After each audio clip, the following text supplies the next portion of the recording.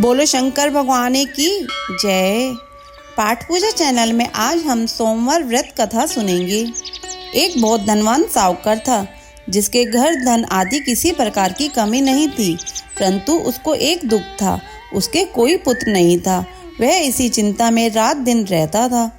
वह पुत्र की कामना के लिए प्रति सोमवार को शिव जी का व्रत और पूजन किया करता था तथा सायंकाल को शिव मंदिर में जाकर शिव जी के विग्रह के सामने दीपक जलाया करता था।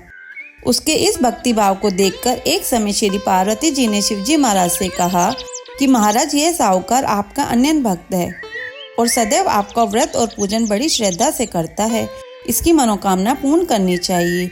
शिव जी ने कहा, हे पार्वती, यह संसार कर्म क्षेत्र है। जैसा किसान खेत में जैसा बीज बोता है वैसा ही फल काटता है, उसी तरह इस संसार में जैसा कर्म करते हैं वैसा ही फल भोगते हैं। पार्वती जी ने अत्यंत आग्रह से कहा, महाराज, जब ये आपका अनन्य भक्त है तो इसको अगर किसी प्रकार का दुख है तो अवश्य दूर करना चाहिए, क्योंकि आप सदैव अपने भक्तों पर दयालु रहते हैं और उनके दुखों को दूर करते हैं। यदि आप ऐसा नहीं करेंगे तो मनुष्य आपकी सेवा तथा व्रत क्यों करेंगे। पार्वती जी का ऐसा आग्रह देख शिवजी महाराज कहने लगे, हे पार्वती, इसके पुत्र नहीं है, इसी चिंता में यह अति दुखी रहता है। इसके भाग्य में पुत्र न होने पर भी मैं इसको पुत्र प्राप्ति का वरदान देता हूँ, परंतु यह पुत्र केवल 12 वर्ष तक जीवित रहेगा।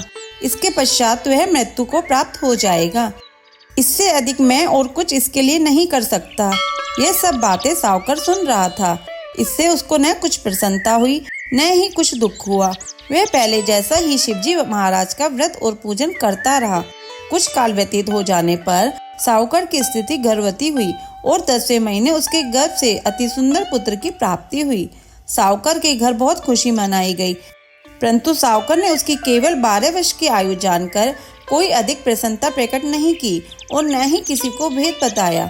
जब वह बालक 11 वर्ष का हो गया तो उस बालक की माता ने उसके पिता से विवाह आदि के लिए कहा, तो वह साहूकार कहने लगा कि अभी मैं इसका विवाह नहीं करूंगा, अपने पुत्र को काशी जी पढ़ने के लिए भेजूंगा।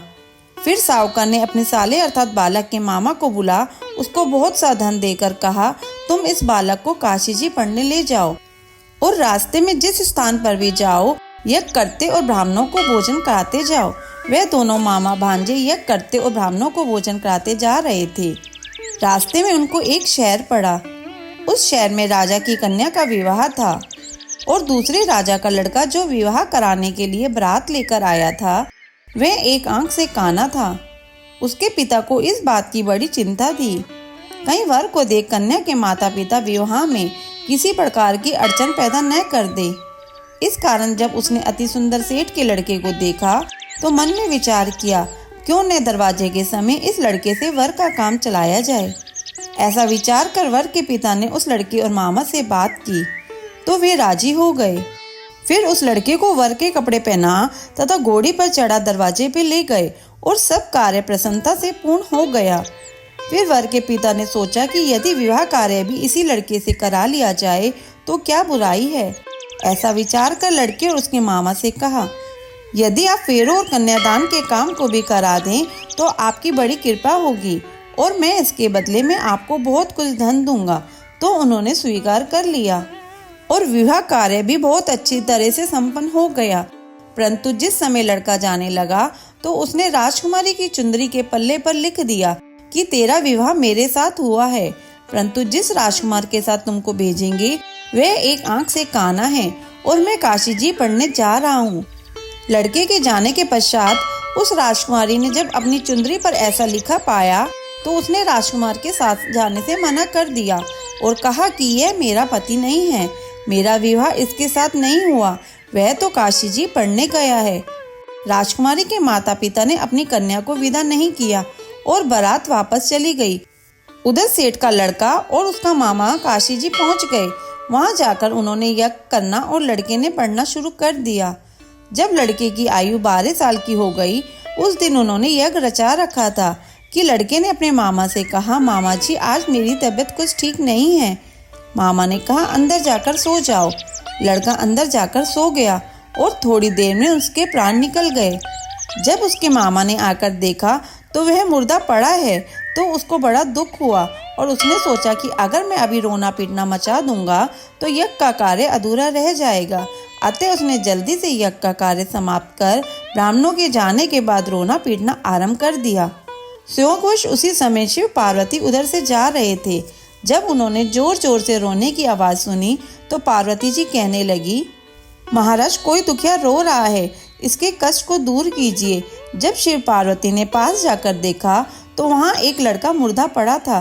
पार्वती जी कहने लगी, महाराज ये तो उसी सेठ का लड़का है जो आपके वरदान से हुआ था।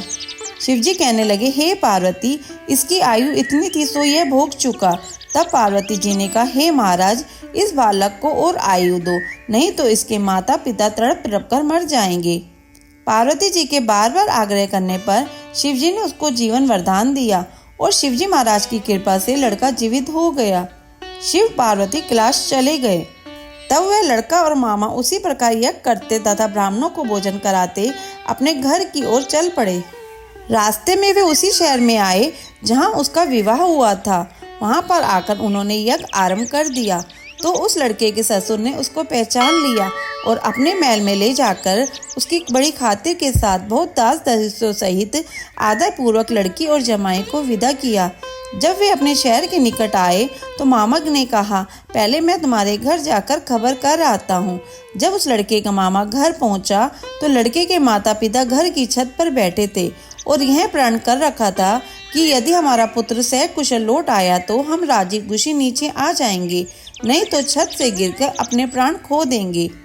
इतने में उस लड़के के मामा ने आकर यह समाचार दिया कि आपका पुत्र आ गया है, तो उनको विश्वास नहीं आया। तब उसके मामा ने शपथ पूर्वक कहा कि आपका पुत्र अपनी स्त्री के साथ बहुत सारा धन लेकर आया है। तो सेठ ने आनंद के साथ उसका स्वागत किया और बड़ी प्रसन्नता के साथ रहने लगा।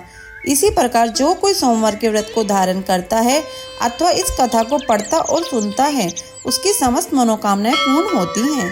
बोलो शंकर भगवान की जय। कथा संपूर्ण।